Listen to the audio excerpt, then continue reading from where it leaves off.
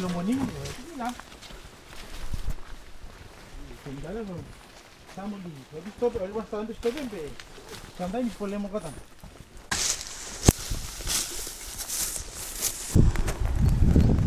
Okay. Being a VSA volunteer means going to somewhere you've never been before and trying to help any way you can. And yeah, there's not just your own goals at stake, there's the goal of the capacity that you're trying to build. So you're trying to impart knowledge and get the status or whatever uplifted in that area. And so that's a pretty lofty goal, but if you can, achieve some part of that, then I feel like we're doing some good.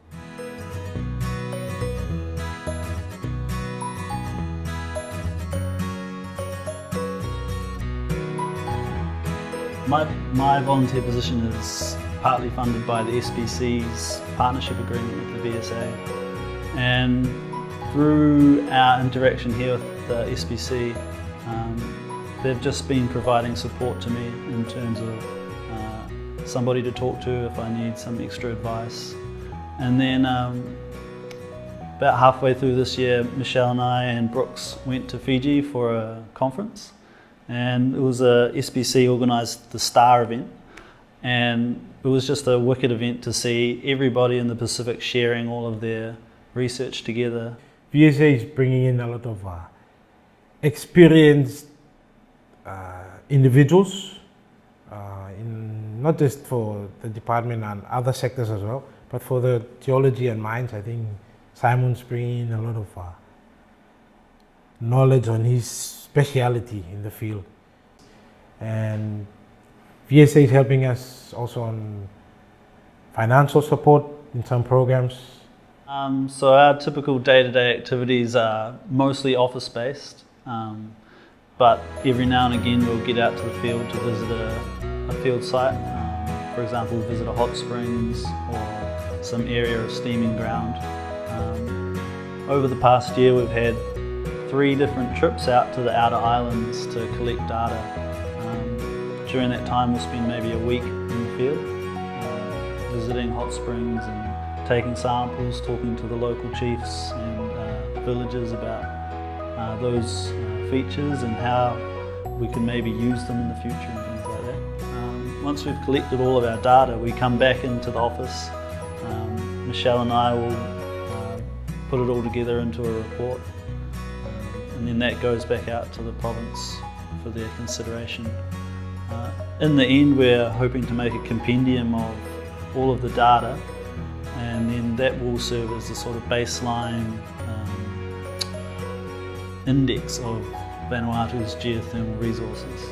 And from that we're hoping to hand over to the Department of Energy a geothermal resource potential resource map, so they can, in the future, they can assess where and when to do things in terms of geothermal development.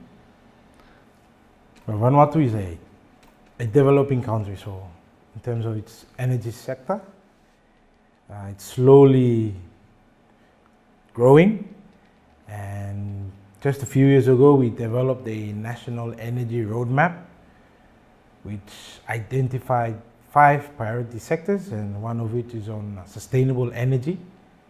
In terms of energy independence in Vanuatu, at the moment the energy sector is made up mostly of diesel generated electricity, and that's about 3/4 of the power supply.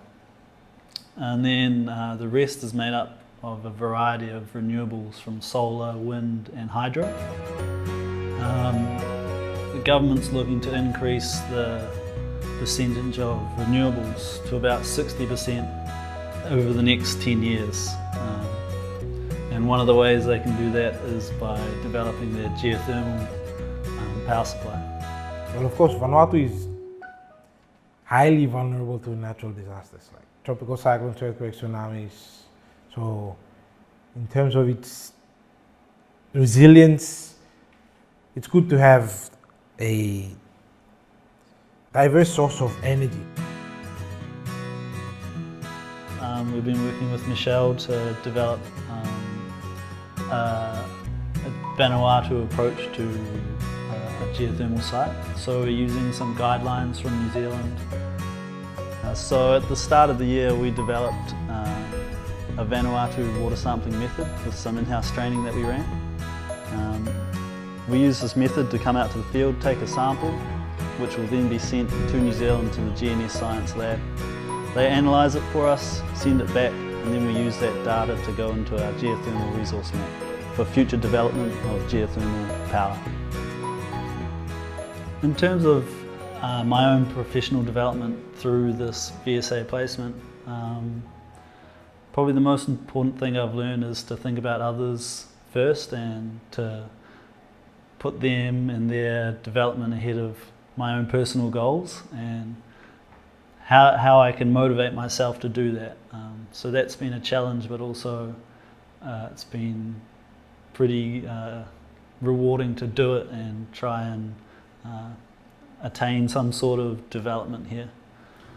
Yeah, in terms of the skills that I've worked on while I've been here, I've definitely added a few new skills to my abilities with the water sampling and report writing for the government. It's definitely something I haven't done before, so that was good to do new things and work out how to do them.